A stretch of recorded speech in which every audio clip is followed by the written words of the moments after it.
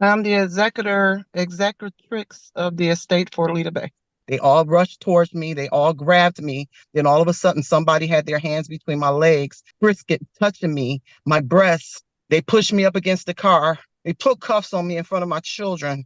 I was screaming for help because I was terrified for my life. All right, guys, today we've got a sovereign citizen who's basically turned playing the victim into a full time job.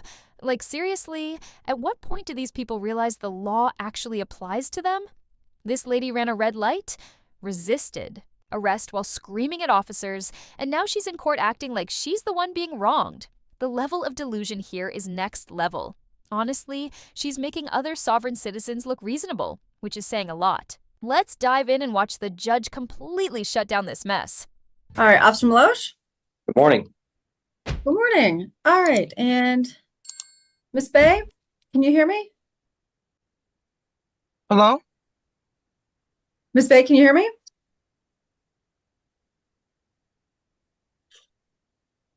Yes. Okay.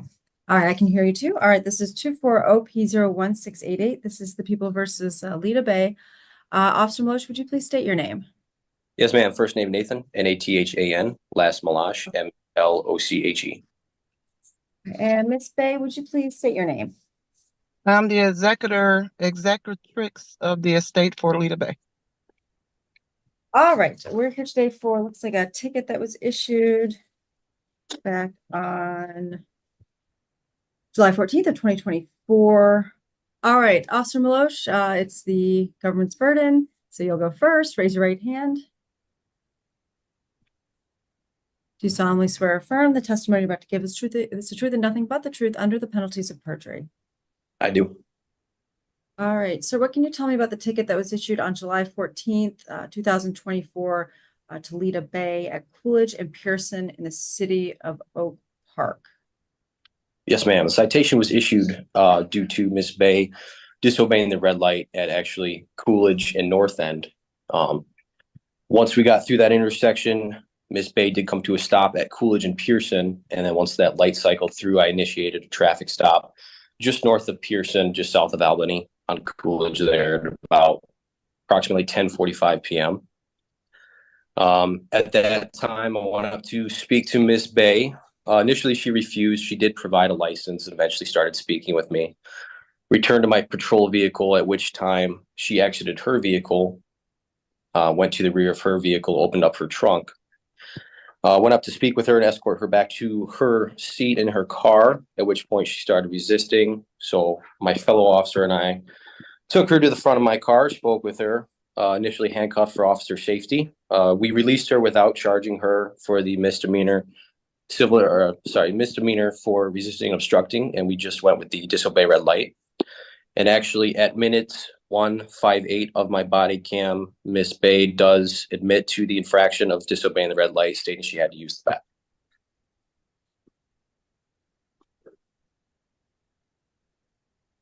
bathroom. When you say resisting, what do you mean? So initially we went up to her, asked her to step away from the trunk. Obviously we didn't know what was in there. She then began to retreat from officers. We then grabbed her arm to help escort her to her vehicle, at which point she tensed up, pulled away, and started screaming at us. What do you mean by screaming? What did she say? Am I able to reference my report I have here? You may. Thank you. See, initially she said, that we're her things. She was nervous because I can't. Guns near. Oh, can you hear me now? I can hear you. Yep. All I have here is that she kept screaming, "Help me!" Initially, when she was in her vehicle, she stated she didn't want to speak with us and that we were forcing her to say things against her will, and that she was nervous because we had our sidearms and we were near her children. Once she was resisting, all I have noted here is that she kept screaming, "Help me!" And that's all I've got in terms of that. I don't have access to my body camera footage at this time. Why is that? This is virtual court, so I don't have access to evidence.com. I don't have a work computer, so I don't Didn't know if it was appropriate to access mobily. All right, and Miss Bay? I'm the executrix for the I'm the executrix for the trust for Rita Bay. Well, did you guys catch that? It's hilarious how these sovereign citizens can't even recite their own nonsense. She's literally looking up at the ceiling, trying to remember her little magical script, like this is amateur night at Sovereign Idol. If you're going to argue with a judge, at least memorize your fantasy laws first. And let's be real, none of what she's saying even matters in a courtroom. The actual law doesn't care about her made-up rules. Supreme Court rulings have already shut down this "I don't consent" garbage. But here's what really gets me. We're out here sharing the roads with people like this. It's terrifying. These are the folks who'd hit your car and speed off like they're in some video game. Let's jump back in, because this train wreck is just getting started. All right, Miss Bay, Miss raise your Bay. right hand. Do you solemnly swear or affirm that the testimony you're about to give is the truth and nothing but the truth under the penalties of perjury? I do. All right. What can you tell me about the ticket that was issued to you? Your Honor, I actually put in paperwork and asked for discovery, and I was advised that I shouldn't testify until I get my discovery packet. So this isn't a criminal case. It's a civil infraction. You were free to order under the Freedom of Information Act any information regarding this case prior to the hearing. So it's not like a criminal case. It's a different standard. It's just a preponderance. It's not beyond a reasonable doubt. But you most certainly would have had access to that if you just FOIA'd the report or the body cam in this case. But we are having the hearing today, and you're free to give me your side of the story if you so choose. On the day in question, I went through a red light. I had to use the bathroom, like really desperately. I had three teenagers in a car with me. And when the officers approached my vehicle, touching their sidearms, my daughter had the identification, and I explained to them that this was a trust situation. And they didn't care. She was terrified, and she ended up taking out my ID because she did not want us to get killed or beat up or anything. Because things have happened to family members.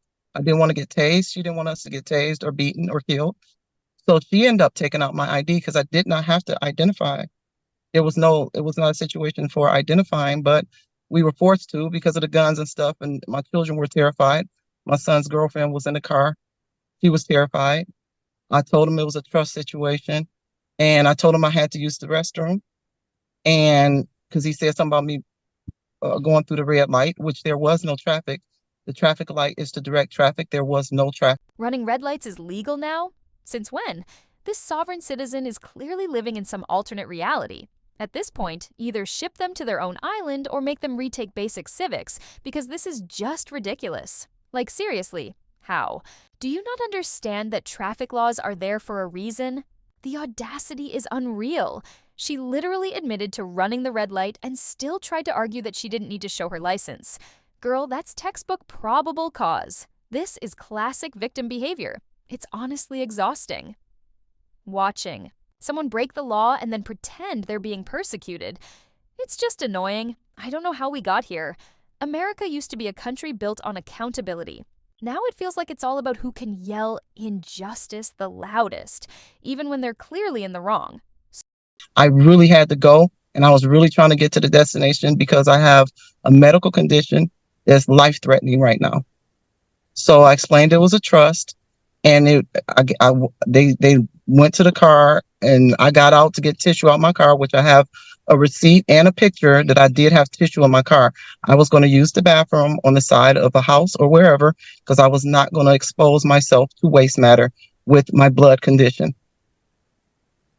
They came up to me, and they was like, "Ma'am, what are you doing?" They all rushed towards me. They all grabbed me. Then all of a sudden, somebody had their hands between my legs, brisket touching me, my breasts, searching me. They pushed me up against the car. They put cuffs on me in front of my children. They put me in the back of the car. I was screaming for help. They went up to the car and they were taunting my son in front of his girlfriend and his little sister who looks up to him. Like, I said, I just had to use the bathroom. I asked them nicely. I said, can you please just sit me on the ground? I do not want to waste inside of your car. I wasted myself in my car once I got in my car after they put me in the back of the car. So that's what happened on that day. And I asked the officers, how would you want your mother handled, my older woman? And he did this in front of my children. I went to the temple earlier that day, a sacred in the Hindu temple, and did sacred rituals. Wasn't nobody supposed to be touching me. And somebody just came up to me and was touching between my legs and my breast. And I don't know where they came from, and they were all surrounding me. Anything else you want to say, Ms. Bay? I was screaming for help because I was terrified for my life. I was not guilty of anything but needing to use the bathroom and not wanting to soil myself. I just wanted to get to my destination, which was off of Oneida and 9 Mile, which literally 2 minutes away. I did not make it. Okay. All right, the court has heard the testimony from Officer Meloche and from Ms. Bay in this case. The standard is a preponderance of evidence. Mr. Meloche testified that he saw Ms. Bay run the red light at Coolidge and North End. Ms. Bay acknowledged running the red light in question in this case. The people's burden is satisfied beyond a preponderance of the evidence in this case. I'm finding Ms. Bay responsible for running a red light. The fine is going to be $165. You'll have till October 1st to pay it. I will send that to the Novara address where we sent the other notices, so you'll get the paperwork in the mail. You're all set. Excuse me, Your Honor. So what I'm asking you is, I have a question. You're telling me, is the court telling me that trust situations are not seen as trust because this is a trust matter? This is not Right, what so you Ms. think Bay, it is. there's no trust situation recognized by the court. You are responsible. Make sure you pay the fine by October 1st. And just like that, she bailed from Zoom. No argument, no goodbye, just gone. I almost believed her sob story for a second, but then she ruined it by mixing in sovereign citizen nonsense and basically admitting guilt. You can't play both sides. Either you're innocent or you're quoting fake laws. She did both and looked lost doing it. And really, how do you get mad at the court for a ticket you literally admitted to earning? Judges don't care about your feelings. They care about facts, and this judge handled it perfectly. Didn't feed into the drama, just shut it down. Anyway, let me know if you believed any of her story, because I didn't. Make sure to like and subscribe if you enjoyed the video. New content daily. Appreciate you all. Take care.